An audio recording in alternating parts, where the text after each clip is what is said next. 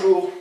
Alors aujourd'hui, nous allons parler du fait que le salut par la grâce, par la foi en Jésus-Christ, est vraiment par la grâce, uniquement par la grâce de Dieu, et sans les œuvres, sans aucune œuvre.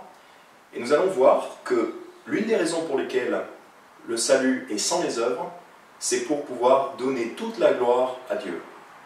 En effet, si quelqu'un qui croit qu'il est sauvé par ses bonnes œuvres, quelqu'un qui croit qu'il est sauvé parce qu'il est une bonne personne, va arriver devant Dieu à sa mort et va lui dire « Dieu, écoute, laisse-moi entrer au paradis, donne-moi la vie éternelle, parce que j'ai été une bonne personne, j'ai respecté les commandements, je suis allé à l'église, je me suis fait baptiser. » À chaque fois, c'est je, c'est moi, regarde ce que j'ai fait. Donc la personne se glorifie elle-même, la personne se vante de ses bonnes œuvres et elle dit « C'est parce que je suis une bonne personne, c'est parce que je suis une bonne personne que je vais au paradis. » Et c'est ce que nous répondent 99% des gens quand on leur demande « Pourquoi vous pensez que vous irez au paradis ?»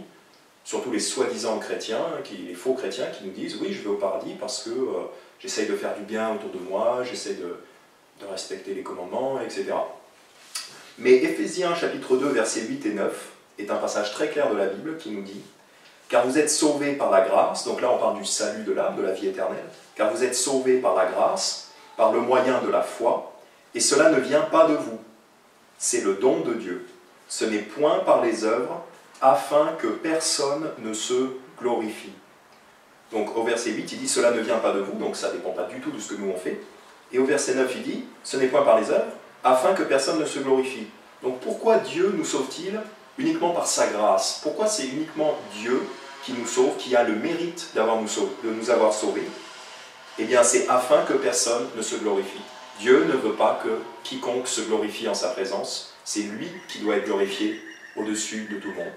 C'est pour ça que le mérite du salut d'une personne revient entièrement à Dieu. Et c'est entièrement l'œuvre de Dieu.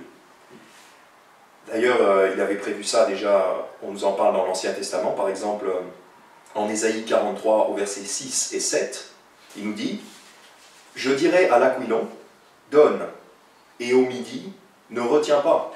Amène mes fils des pays éloignés, mes filles du bout de la terre. » Donc ça c'est nous, les fils des pays éloignés, les filles du bout de la terre, c'est tous les gens sauvés qui viennent des quatre coins du monde. Au verset 7 il dit « Tous ceux qui sont appelés de mon nom », donc nous sommes les chrétiens, nous sommes appelés de son nom, « Tous ceux qui sont appelés de mon nom, que j'ai créé », donc bien sûr c'est Dieu qui parle, « que j'ai créé pour ma gloire, que j'ai formé et que j'ai fait. » Donc là c'est Dieu qui dit « J'ai créé, je les ai créés pour ma gloire. » Donc on voit bien que la raison pour laquelle on a été créés comme des nouvelles créations en Christ Jésus, c'est pour la gloire de Dieu. C'est lui-même qui dit « Je les ai créés pour ma gloire, que j'ai formé et que j'ai fait. » Donc quand on voit les chrétiens, on sait, on voit les chrétiens sauvés, on sait que ces gens-là sont sauvés, c'est parce que c'est Dieu qui nous a formés. C'est uniquement par son propre mérite à lui. Et d'ailleurs, le Nouveau Testament en parle aussi. Et restons un moment dans l'Ancien Testament, pareil en Ésaïe chapitre 29, verset 22, dit « C'est pourquoi l'Éternel qui a racheté Abraham a dit ainsi à la maison de Jacob, Jacob ne sera plus dans la honte et sa face ne pâlira plus.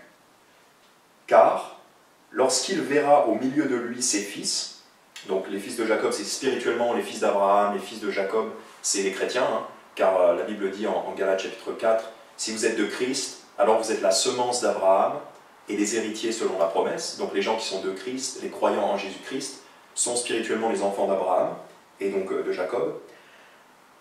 Jacob ne sera plus dans la honte et sa face ne pâlira plus, car lorsqu'il verra au milieu de lui ses fils, l'œuvre de mes mains, donc là c'est l'Éternel qui parle, l'œuvre de mes mains, il sanctifiera mon nom, il sanctifiera le sein de Jacob, il révérera le Dieu d'Israël. Donc quand on voit l'œuvre des mains de Dieu, c'est-à-dire les chrétiens, les gens sauvés, on sanctifie son nom. On rend gloire à Dieu, on rend gloire au nom de Dieu et à lui seul. Et le Nouveau Testament en parle, d'ailleurs, en 2 Thessaloniciens, chapitre 1, verset 10, la Bible dit, donc à propos du retour du Christ, lorsqu'il, c'est-à-dire le Christ, lorsqu'il viendra pour être glorifié en ce jour-là dans ses saints, donc on voit bien qu'en ce jour-là, Dieu sera glorifié dans ses saints. Ce n'est pas les saints qui ont la gloire, mais c'est Dieu qui a la gloire en ses saints, c'est-à-dire en les personnes qu'il a rachetées, les sauvées. Lorsqu'il viendra pour être glorifié en ce jour-là dans ses saints, et pour être admiré dans tous ceux qui auront cru. Tous ceux qui auront cru, les chrétiens, les gens sauvés. Donc Dieu sera admiré en ces gens-là. C'est bien Dieu qu'on admire. On n'admire pas les gens sauvés en tant que tels, on admire Dieu au travers de ces gens-là. Et pour être admiré dans tous ceux qui auront cru, entre parenthèses, car vous avez cru à notre témoignage. Au verset 12, il dit « Afin que le nom de notre Seigneur Jésus-Christ puisse être glorifié en vous, et vous en lui, selon la grâce de notre Dieu et du Seigneur Jésus-Christ. » Donc on voit à la fois dans l'Ancien Testament et dans le Nouveau Testament que le salut gratuit par la grâce de Dieu, sans aucune œuvre de notre part, c'est entièrement et uniquement pour la gloire de Dieu. En tout cas, l'une des raisons principales pour lesquelles nous sommes sauvés sans aucune œuvre de notre part, c'est pour pouvoir rendre toute la gloire à Dieu, car il mérite toute la gloire. Amen.